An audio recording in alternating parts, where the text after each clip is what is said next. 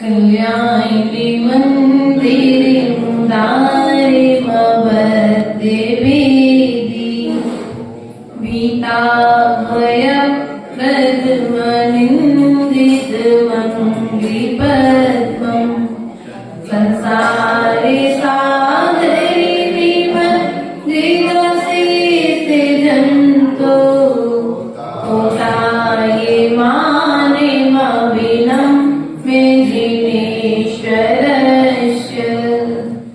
बोले अनंतानंद सिद्ध परमेश्वर भगवान की जय। आचार्य भगवत गोचंद्र स्वामी की जय।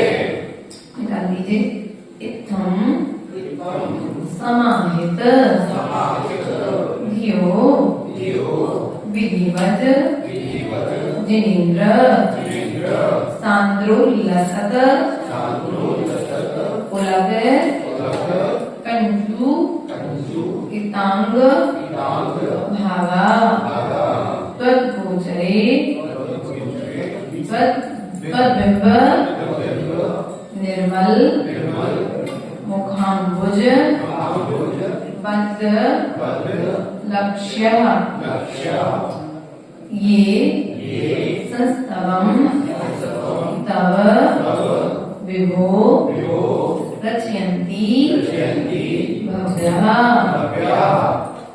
इत्थं समाहिते धियो विधिवत जिनेन्द्र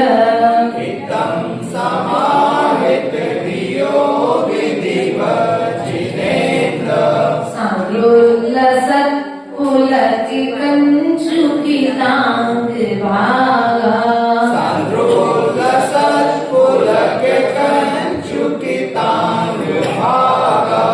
तद्बिंब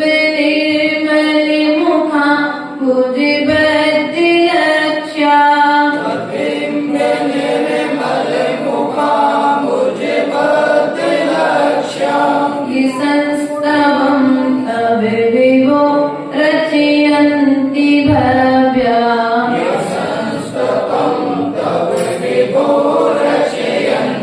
भव्या।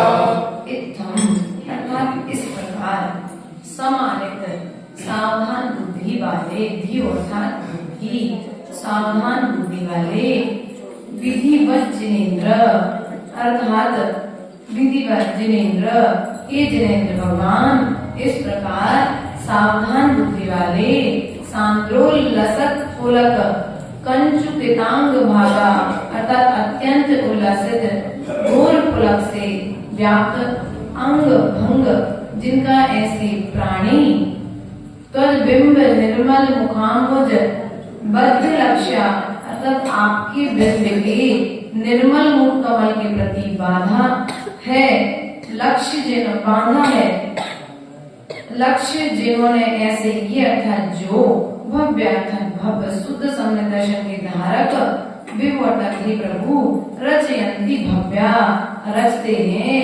क्या रचते हैं?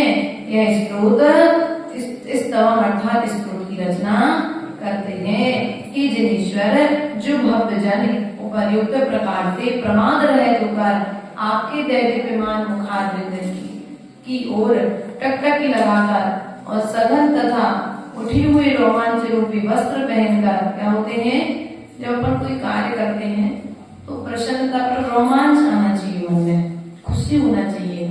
अपन देखना मैंने ट्राई करके इस चीज को स्वयं के ऊपर भी अनुभव किया कि जब प्रसन्नता होती है ना तो कई बार या तो आंखों से आंसू झरते हैं या शरीर में एकदम फरूरी टाइप की आती है। जब उनको खुशी होती है विशेष सुनते कभी अभिषेक देखते समय या किसी कथानक को सुनते समय या कभी पश्चाताप जब होता है जीव के लिए उस समय ऐसा दिखाई देता है, समझ में सामने में आती है। यहाँ पर कहते एकदम टकटकी लगा करके जो सघन एवं तथा उठी हुई रोमांच रूपी वस्त्र पहनकर विधि पूर्वक आपकी स्तुति करते हैं। वे क्या करते हैं? किस प्रकार से स्तुति करना है?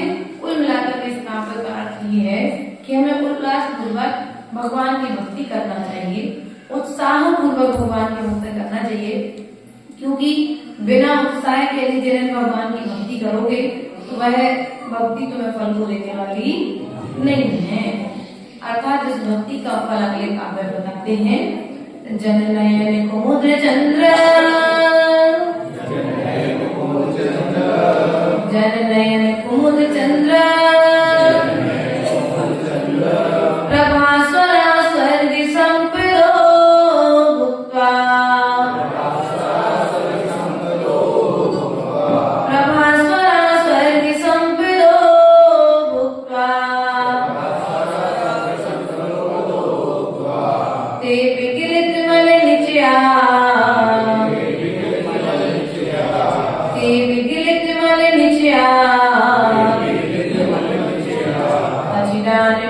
मोक्षं प्रपद्यन्ते जननयन कुमुद चंद्र प्रभास्वरा स्वर्ग संपदो भूत्वा ते विकिलित मलिनिचया चिरान मोक्षं प्रपद्यन्ते।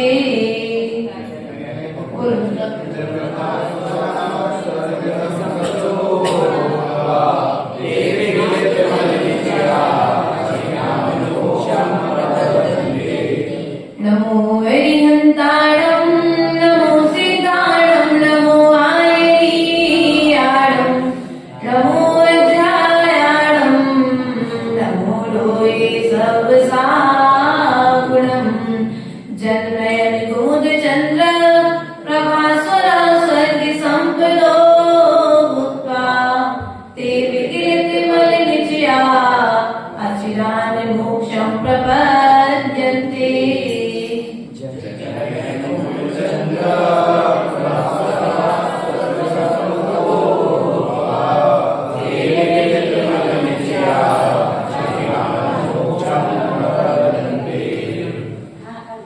बन जाएगा।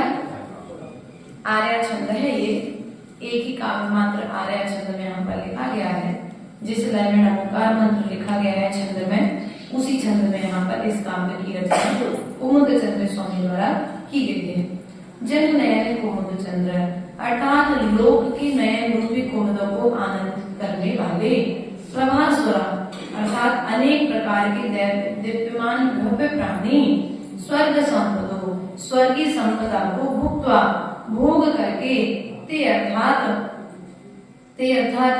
वे विगलित निचया अर्थात अष्ट कर्म रूपी मल समूह को नष्ट करके अचिरान मोक्षम शीघ्र ही मोक्ष को प्राप्त प्रपद्यन्ते अर्थात मोक्ष को प्राप्त करते हैं।